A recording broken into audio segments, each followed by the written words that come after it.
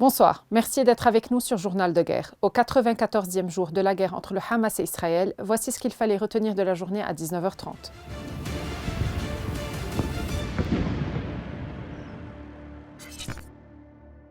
Nous commençons avec la frontière libano-israélienne. La tension régnait toujours lundi matin sur le front sud, où un missile a été largué sur une voiture dans la région de Khirbat Slim, Kaza de Bent Jbel.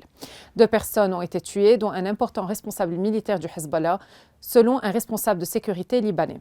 Wissam Tawil, alias Jawad, jouait un rôle de premier plan dans la direction des opérations militaires au Liban Sud. Des ambulances et des secouristes relevant de la défense civile et des scouts islamiques ont été dépêchés sur les lieux de la frappe. Dès le matin, l'armée israélienne a aussi mené 4 raids sur Khelet Wared, à la périphérie de Aït al-Shab, ainsi que sur la région s'étendant entre Marwahin et Blot.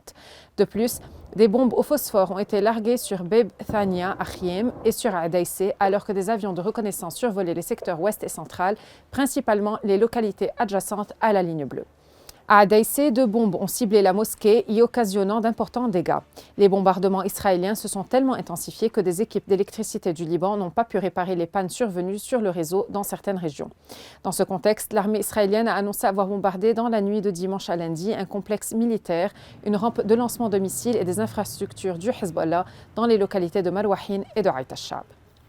Le secrétaire d'État américain Anthony Blinken a averti dimanche que la guerre entre Israël et le Hamas à Gaza pourrait se métastaser et menacer la sécurité dans l'ensemble du Moyen-Orient. Il s'agit d'un conflit qui pourrait facilement se transformer en métastase, provoquant encore plus d'insécurité et de souffrance, a déclaré M. Blinken lors d'une conférence de presse conjointe avec le Premier ministre qatari Mohammed Ben Abdelrahman Al-Thani. Le chef de la diplomatie américaine s'est ensuite rendu à Abu Dhabi aux Émirats arabes unis, puis en Arabie saoudite où il a rencontré le prince héritier saoudien Mohammed Ben Salman dans le cadre d'une intense tournée centrée sur les moyens d'éviter un embrasement régional du conflit dans la bande de Gaza. Il est attendu dans la soirée en Israël. Le bilan humain depuis le début de la guerre à 19h30 heure de Beyrouth. Du côté israélien, 1200 morts sont toujours officiellement recensés par l'État hébreu depuis début novembre. Un chiffre qui n'a pas changé selon les données publiées par le ministère des Affaires étrangères israélien. Du côté de Gaza, le ministère de la Santé a recensé près de 23 084 morts parmi les Palestiniens depuis le 7 octobre. La guerre à Gaza durera longtemps, a affirmé le ministre israélien de la Défense Yoav Gallant, alors que la guerre se poursuit dans l'enclave et cible majoritairement des civils, selon le ministère de la Santé à Gaza. Israël se bat contre un axe dirigé par l'Iran et non pas contre un seul ennemi, en référence au Hamas, a-t-il poursuivi.